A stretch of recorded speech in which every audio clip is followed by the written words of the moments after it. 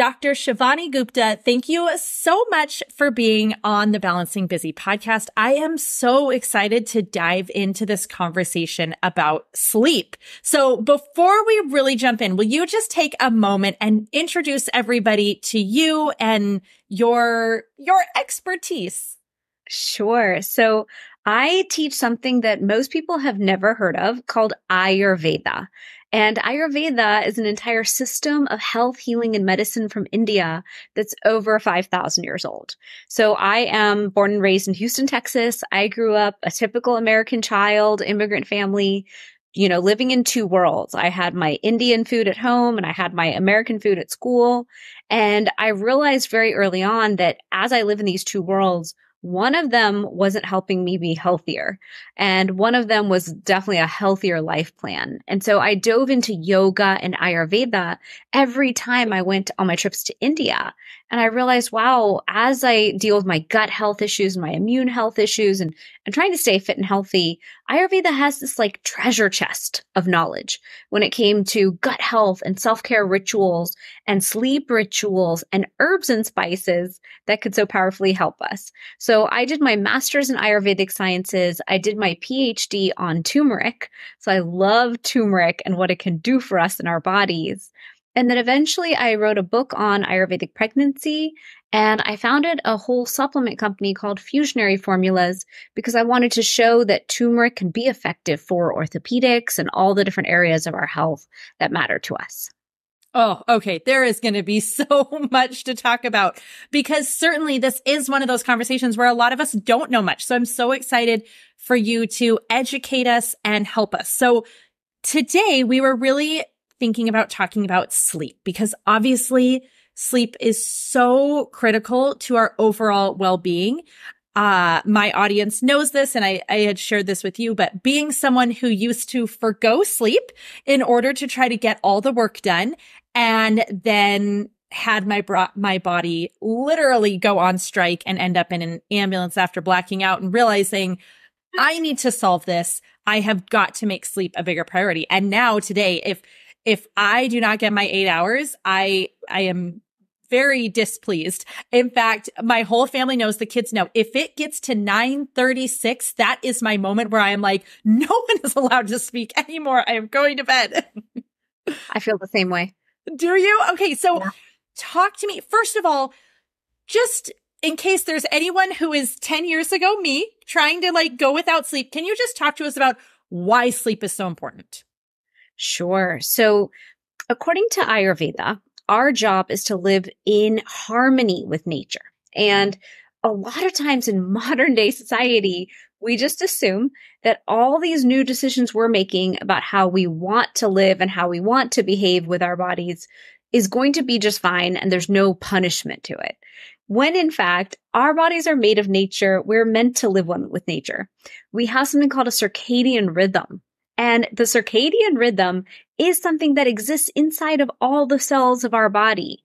Our body has this schedule and it knows that we're supposed to rise with the sun, that when the sun is highest in the sky, we are the most supported to digest our food and process our food and use our energy so powerfully. And then by evening, we have a different hormone cadence that comes into place. Melatonin is released. All these different things are happening as we ease into the evening hours so that we get that ideal sleep. And a lot of people just think, you know what? I'm a night owl. You know what? I've got a lot of work to do. You know what? I'm going to hustle and win now because then I'm going to win for the rest of my life. The thing is, sleep is a debit. We can't just keep pulling from and expect that the body's going to recover. There's no recover. Either you're sleeping now or you're not sleeping now. You can't make up today's sleep tomorrow. It's not the way that credit balance works. So I encourage everyone to really understand that sleep is when the body clears inflammation. Sleep is when we clear the glymphatic, which is like in our brains, our lymphatic system of the body. So many processes need to rejuvenate and cleanse and process overnight.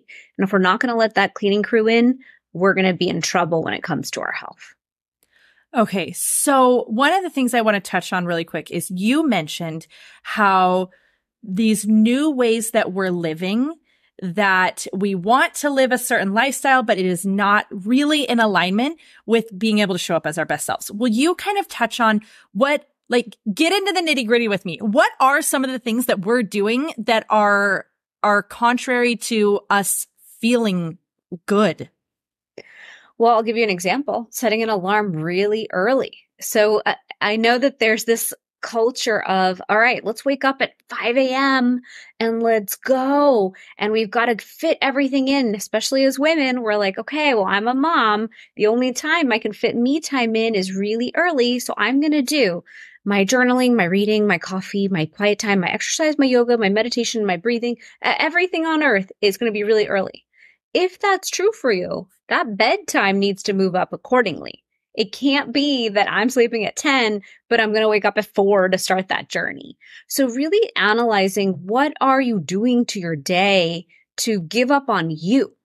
That's the bigger issue here is we give up on ourselves. We never give up in any other area of our lives. We don't say, okay, kids, I'm going to give you less of a life.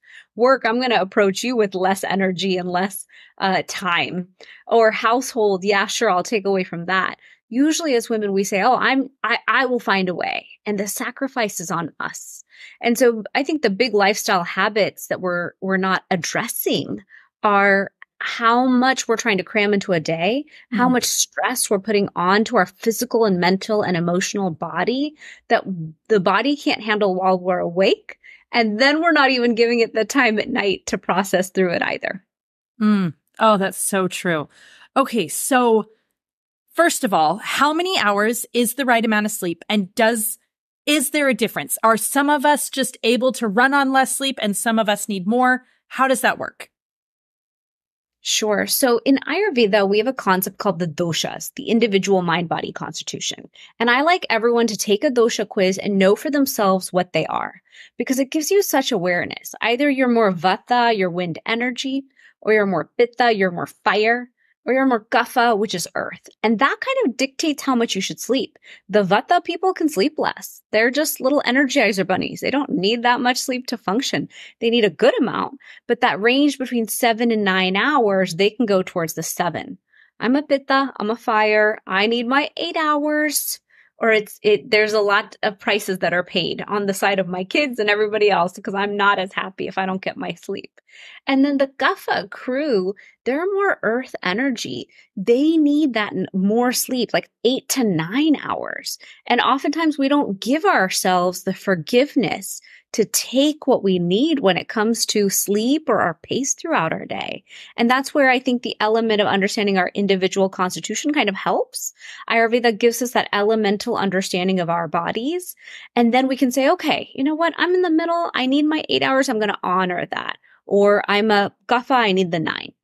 Yes. Okay. And you have a quiz on your website where you can find out which one you are. I took your quiz. So I am also a pitta. Am I right? So, okay. Correct. So I'm like that 8 hour. So, okay. So one of my questions is, I'm thinking of two different types of women. Okay. I'm the type of woman who honestly at like 7 p.m., I just start going downhill. I mean, I do. I just feel like I'm like, mom is no longer capable. Okay. Like I really feel like I just lose it in the evenings. And then I have friends who that is when they come alive, right? Like they get the kids to bed and they're just up and up and up. Some of them to, I think, an unhealthy level. Sure. Right. But like, is that normal? Is that just each of us our own? Or are you going to be like, actually, Leah, sounds like you need, I don't know, you're probably going to say like turmeric and like give you that energy to like get you to the end of the day. Well, you know, it's so funny. I'm laughing because I am the same way. Are you? Okay. Around 7, it just goes boom. We go downhill fast. By 7, 8 o'clock, I want the house set. I want everything put away. Yes. I want all discussions about tomorrow handled. If I have had said, get your snacks and stuff ready, I want it done or I'm pretty much going to lose my mind. Yes. And I want to be able to just sit on my couch and relax. I want no drama, no questions. And then I want to magically have myself do my Ayurvedic self-care and then ease into blissful sleep. But I just want less and less happening after 7 in my home, never more. Like we should walk, shower, and like I imagine blissful nights and they never happen. But yes, I hear you that after 7, I become more and more of a vegetable. I think there's 2 different types of people because of this one concept we have in Ayurveda called the doshas. So when it comes to the doshas, I teach that 10 to 2 is when the sun is highest in the sky. So if you looked at a clock, 10 to 2 is that time of the day during the day when the sun is highest. We have the most support to digest our food, process everything, all of our nutrients and everything. In the same way, 10 to 2 at night is the most important time for the body to be asleep.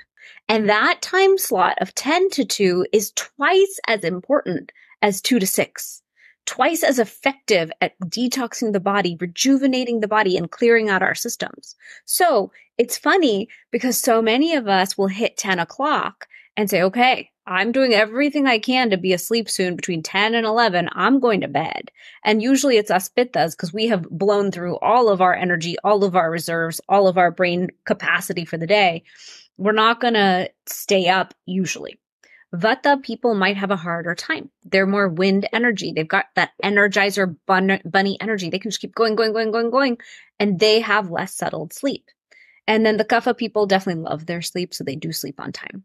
So if you go too far past 10, the closer you get to midnight or 1 o'clock, you're in that window where you could have taken the energy for sleep and processing inside the body.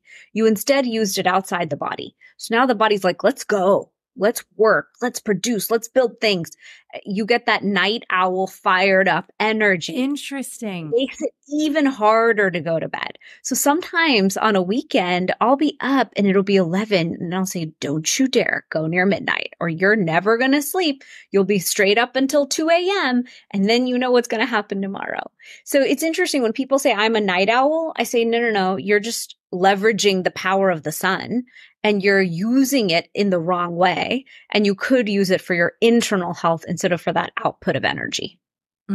Okay, so I happen to be, and I'm so sorry to everyone listening who is not, but I am one of those people where I can put my head on a pillow and I am gone. Like there's no period of waiting to fall asleep. I am just out.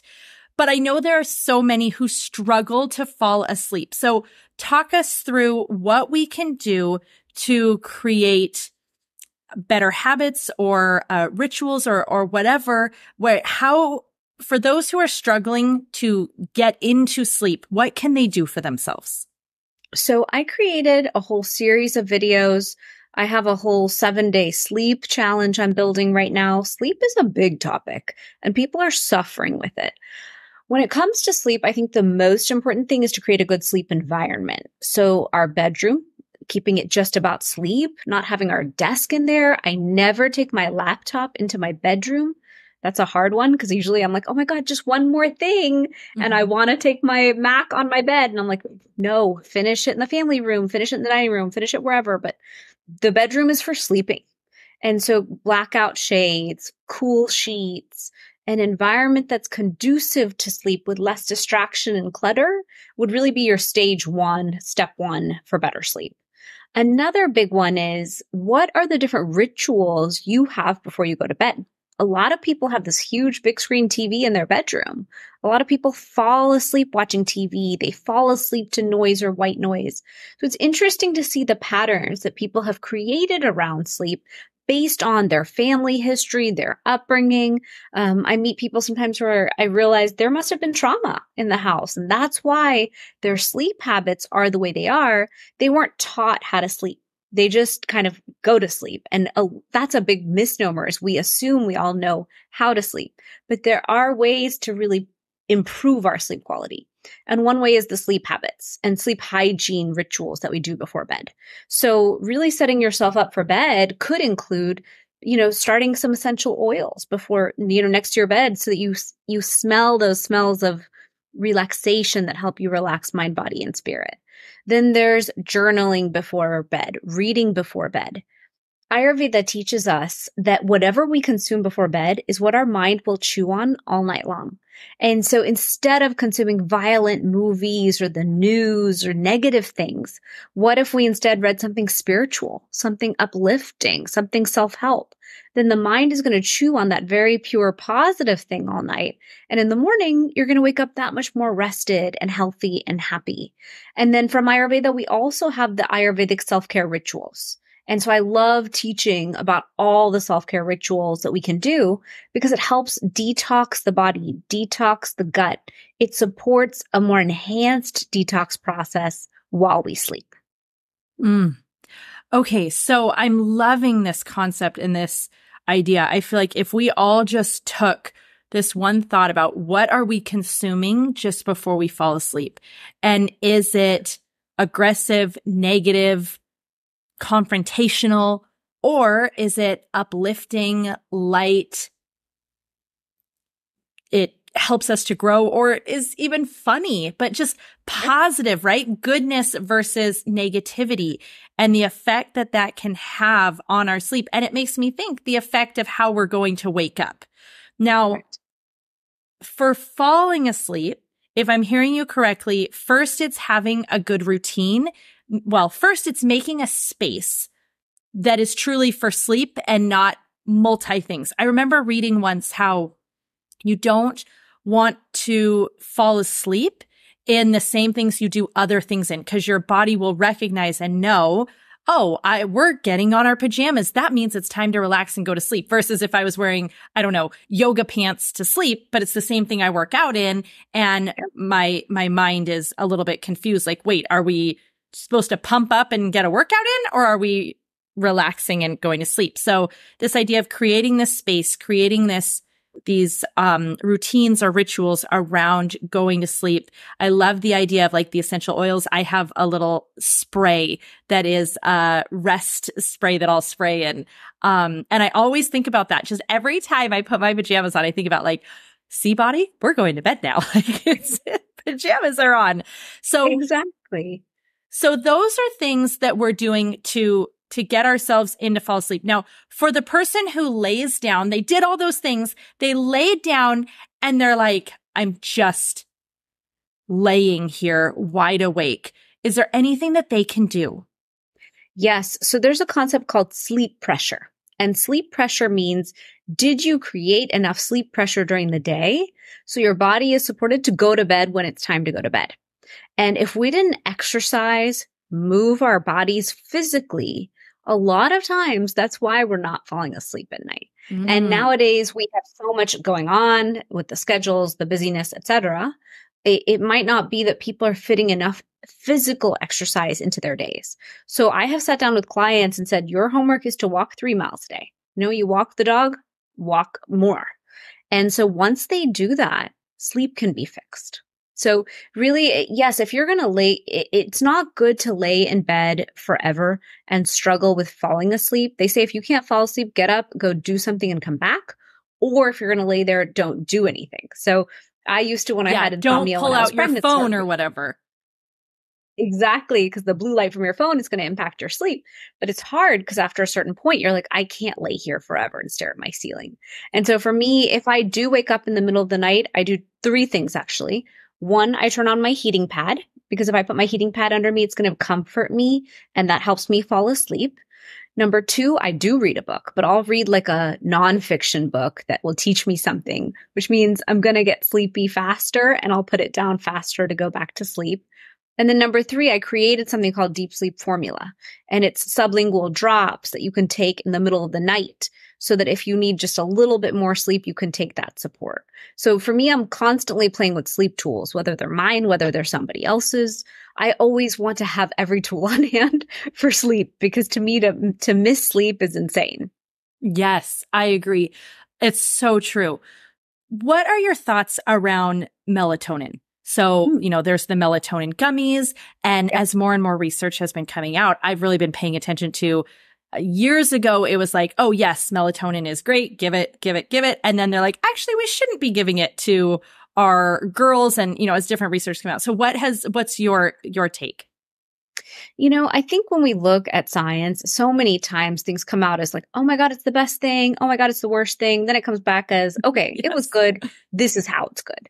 And I try to be really moderate. Ayurveda is all about moderation. We teach, look, whatever it is, good or bad, it can be consumed in a moderate form and still be fine for the body. If the body is healthy, it's going to tolerate and want to stay in homeostasis no matter what. And so when it comes to melatonin, vitamin D is kind of like the sunlight hormone. It's the hormone that dictates how our health works, how our hormone system works in so many ways. Melatonin is like our night hormone. It's that hormone that gets released that helps our body go to sleep, get into the REM cycles it needs, get into the deep sleep states we need. And I have no problem with melatonin. I have no problem with people consuming it if it helps them. I have taken melatonin plain and simple. It doesn't keep me asleep. So if you're using it as a tool to go to sleep, use it. I'm about every tool, honestly. I just think it's about finding it in the form that works for you. In my formula, I have a little bit of melatonin that I put in there to help that falling asleep effect, but I didn't do like 10 milligrams melatonin. It's just like a very therapeutic small dose. So, people come to me with all sorts of sleep problems, and I tell them, look, if it's a gummy that helps you, great. A cream, a formula, a drop, a tea, whatever it is, use it. Build the sleep cycles, like build the sleep habits within you that you're in that rhythm, and then you can let go of the tool. But use whatever tool you need to get into those healthy sleep habits that you can maintain from there. Okay. All right. I love that. So we've got some systems to help us and some tools and some strategies to help us fall asleep and have better sleep by making sure what we consume is positive as we go to sleep. What about the process of waking up? Is there any strategies that make waking up easier, better, more effective? Everything that we do the night before and the day before adds up to how we're going to feel the next day. My goal when I wake up is I want to wake up happy. Like I want my eyes to open and me to say, nice. Like I'm excited for today. That to me is a measure of great sleep. I hate when I wake up and I'm like, oh my God, I'm tired. I have to go to the gym. What did I say? Everything hurts. Like I hate that feeling if I wake up on the wrong side of the bed and I'm not looking forward to the day. That to me is a sign of, okay, well, what happened here? What did we not do to invest in great sleep? What are we going to do better so that we get phenomenal sleep tonight? And so when I wake up in the morning, if I wake up happy, I'm like, okay, if I wake up rested, that's my sign that I got it right. I think a strategy for waking up in Ayurveda, we teach one ritual first, which is touch the floor, touch your forehead, and just like tune in and set an intention for the day. So really, before we reach for the phone, before we jump out of bed and do 18 things, tuning in and bringing that second of mindfulness, I think can be very powerful. And then we also recommend that soon after waking up, you hydrate with water. So one simple habit from Ayurveda is keep a copper-lined cup next to your bed. It can be a regular glass of water too, but hydrate first, like literally drink water first to move the system and create peristalsis and get your system moving for the day. I love that. So as I'm hearing this, I'm like, yes, I'm doing so good. So my wake up ritual is I literally roll off the bed and I roll straight down to my knees and I'm going to say my morning prayer and just have that moment of just setting my intention of what I want the day, checking in, gratitude, all of that. And then I have about 14 to 16 ounces of water with one full lemon squeezed into it, Nice. just to like boost that hydration. And so that's like the first two things that I do every single morning before I go, put my workout clothes on and Sure. I definitely, my workout clothes, I feel like it's all these things that we stack on top of each other to give ourselves little wins, that when you add all these little wins, they make big results, right? So Absolutely. instead of looking for what I used to look for was like easy buttons, that one thing that was going to fix it all.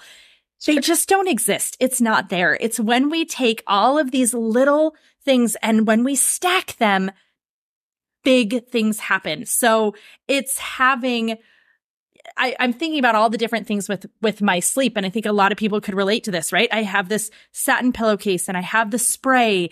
And, if I feel like I'm having a little trouble going to sleep, I'll either do a cup of tea or I'll do a melatonin gummy sometimes. I make sure that I've tried to end feeling positive. I read some research once that I was so fascinated by that talked about how one of the biggest indicators of if you are going to wake up feeling rested the next morning after the study was not how much sleep you got, but the mindset you went into sleep. So if you went into sleep saying, I am going to be tired when I wake up, guess what? Whether you got 10 hours, 8 hours, 6 hours, 3 hours, all of them were tired. But when they said, I am going to wake up rested, I'm going to wake up feeling good, even on days where something happened and they had to get far less sleep than normal, they woke up rested. So I've thought about this, and it goes in alignment with what you're saying about, what we go to sleep thinking about and what we've been consuming and where our thoughts are is going to bring us through with how we wake up. And then when we wake up, like, what are all the little things that are going to help us to win that day and feel empowered and in control? And so being able to start with your intention, I don't think there's anything more powerful. Like you saying that, I'm like, yes, starting that and claiming your intention for the day is going to be the first step. And then for me, it's like, I know I want to work out. I also know that I don't know if I am ever going to turn into a person who loves exercise. I just don't think it's possible. Like maybe someday. I've learned to like it where I used to, if I'm being 100% honest, I loathed it. So, I mean, okay, we're making progress. We've gone from loathe to like. I don't know if like to love. Even this morning, I had this moment where I was like, oh, you have so much on your schedule. I mean, maybe you're just going to try to do your workout in the afternoon. Maybe you'll do it this evening.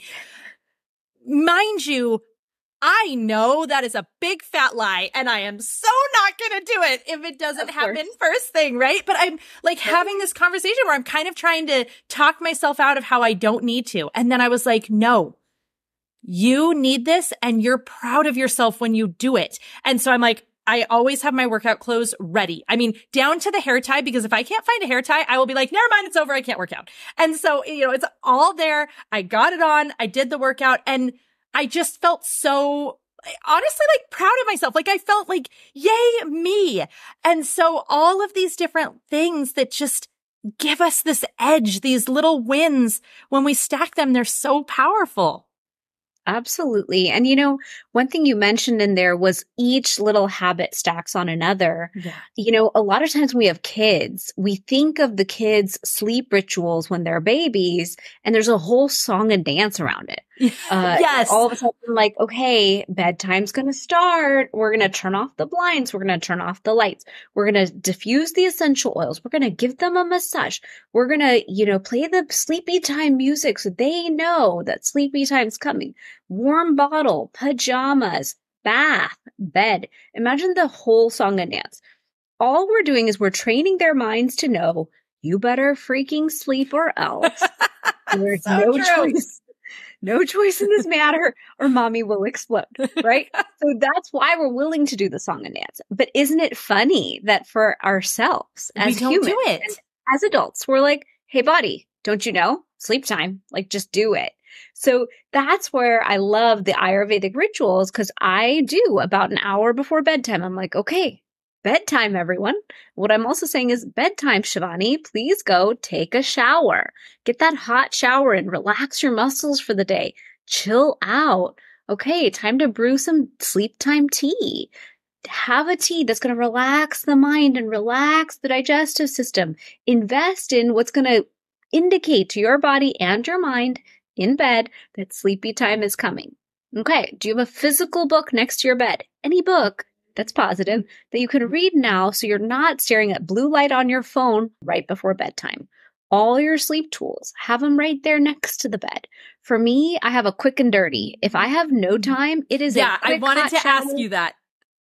Yeah, so I have like the beautiful version. Yes. The beautiful version is, oh, for an hour I had time to do an Epsom salt bath and an Abhyang massage and do my dry brushing. And these things do happen whenever I'm feeling depleted.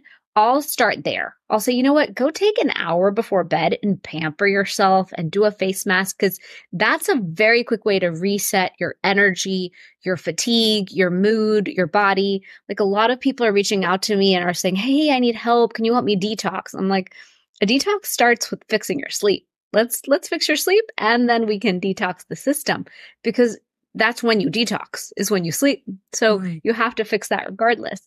But if I'm not going to make the time to do all the beautiful things I want to do, I will just have sleep time tea, my heating pad, a hot shower, pajamas, and go to bed. And that also works 99% of the time. So it just depends on you. Like you said, I don't have a hard time falling asleep usually. Some people have a hard time staying asleep. Everyone's got their different issues. But for me, if I can just warm my body and relax my body, it'll sleep.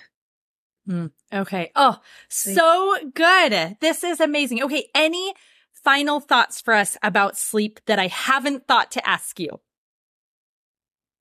Sure. So there's just that last thing is circadian rhythm, which is also called chronobiology from Ayurveda, shows us that sleep time at night is from around sunset is when we're supposed to wind down.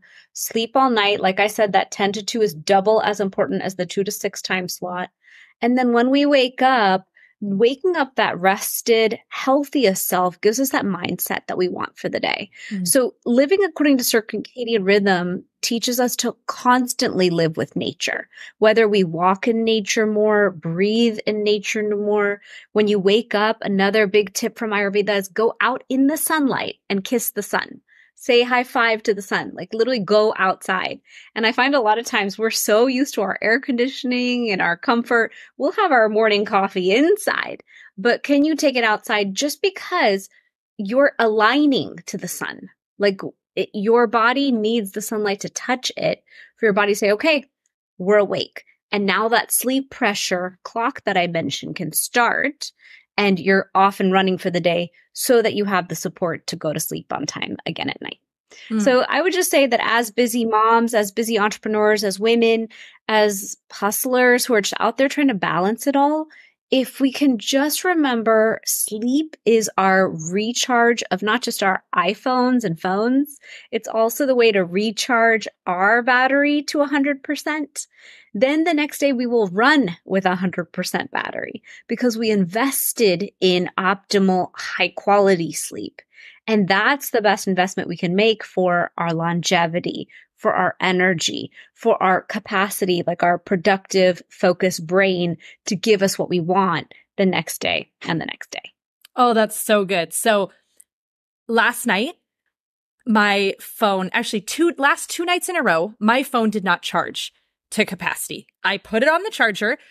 It started at 9% and I somehow, somewhere throughout the night, it stopped and it was only at 23%. Throughout the entire day yesterday, with this stinking phone at only 23%, I had to shift and adjust. I'm constantly trying to figure out, can I get it to charge for a few minutes? But it's never quite enough. And the way I even wanted to use my phone, I couldn't because I had this lower charge all day. And I'm thinking about that. And I'm thinking about sleep. And I'm like, that is the difference between the days where I don't get the rest and the sleep I need. It's like that entire next day, I am the equivalent of the iPhone at 23%, where you're constantly can't utilize it the way that you want to because it's just, I personally am just not charged up the way I need to be. Exactly. Exactly. And it's just such a good analogy because literally, and I feel that way today too. I had that happen to my phone. And then also I slept late and woke up early because I was so determined to fit in this workout that I wanted to do because my kids' camp schedule threw off my schedule. Mm-hmm. And I was like, I don't believe in waking up for ruining sleep for a workout, but I really need the workout. And I can tell my brain is less I'm at probably like 70% capacity inside my brain, couldn't focus and finish my work that I told myself I would do today. So it's one of those things, if we can just realize that we are kind of like a plant, we have to charge in the sun. We are kind of like our phones in a sense, we have to charge ourselves. Another big thing I say is treat your body like a Maserati. You know, our body is this vehicle. And if we honor it and refill it to the max capacity, then all of a sudden we have that ability to win when it comes to our health, our longevity, and everything that we're doing. So good. Thank you so much. Shivani, where can people find you? Sure. So my website is shivanigupta.com, SHIVANIGUPTA. And then I'm on Instagram as at dr.shivanigupta and Facebook, YouTube, and all the fun places. Perfect. And we'll have links to everything in the show notes. So if you want to find Dr. Shivani, if you want to go take that quiz and find out where you stand and where you are, then we'll have all of that available through the show notes. Okay. Thank you so much for being with me today. Thank you. Thanks for having me.